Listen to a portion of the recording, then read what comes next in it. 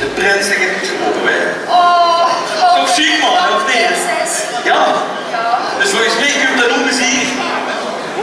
En dan mogen de Vlaamse politiek zo snel nog klaar. Zullen we even Voor ze raken de niet. Oh, tegen de tijd. Ik sta nog in.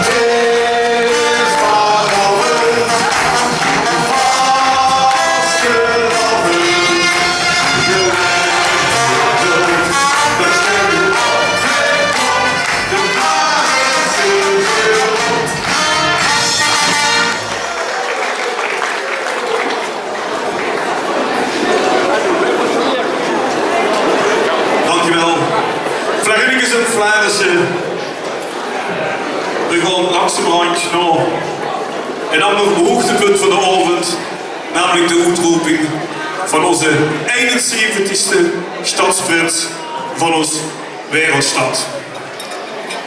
De Vlaamse worden een beetje indikken.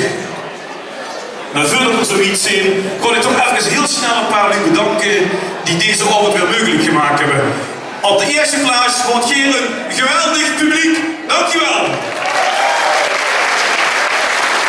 En om te zorgen dat je een geweldig publiek wordt en nog gaat zien, is ook dank en een warm dankjewel aan de band van vanavond, Sixpack! Dankjewel! Ook de mensen van het licht en geluid achterin, dankjewel!